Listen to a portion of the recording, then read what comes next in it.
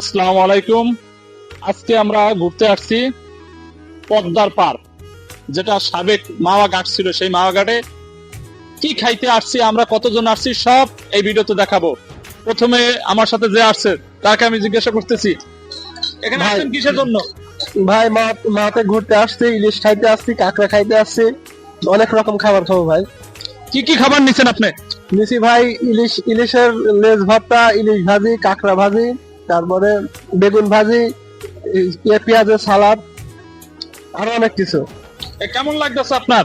আলহামদুলিল্লাহ অনেক ভালো খাবার, এখানকার খাবার অনেক ভালো। মাসুম ভাই আছে আমার পাশে। মাসুম ভাই, আপনার অনুভূতি কেমন? আলহামদুলিল্লাহ অনেক ভালো। দীর্ঘদিনে অনেক আশা যে পদ্মার পাড়ে যা ইলিশ খাবো, অনেকই আসার কথা ছিল, কিন্তু অনেক কারণ বসে অনেক আসতে পারে নাই। অনেক ভালো লাগছে। ইলিশ নিজে ভাইজা নিজে কিনে নিজে খাইলাম, অনেক ভালো লাগে। ভর্তা, তারপরে কাঁকড়া আছে, অনেক ভালো বলে বাসা প্রকাশ অনেক ভালো লাগছে। ধন্যবাদ মাসুম ভাইকে।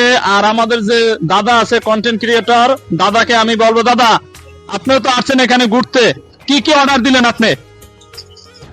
আসলে আমি এখানে অর্ডার দেওয়ার আগে অনেক অর্ডার দেওয়া হয়ে গেছে, আমার আর নতুন করে কোনো অর্ডার দেওয়া লাগে নাই। তো বাসায় প্রতিদিন ইলিশ খাইলো সেটা কেউ দেখে না।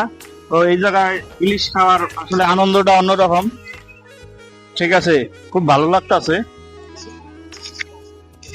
ধন্যবাদ দাদাকে। এখন আমরা খাবো, যে কেমন লাগে, কেমন স্বাদ সেটা আমরা দেখবো।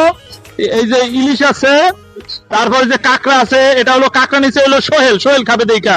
তারপর বেগুন ভাজা আছে, তারপরে যে মাছের লেজ ভর্তা, তারপরে যে সালাদ, বিভিন্ন প্রকারের সালাদ দিয়ে একটা গোটা। তো দেখি কেমন স্বাদ লাগে, আর আপনারা জানাবেন।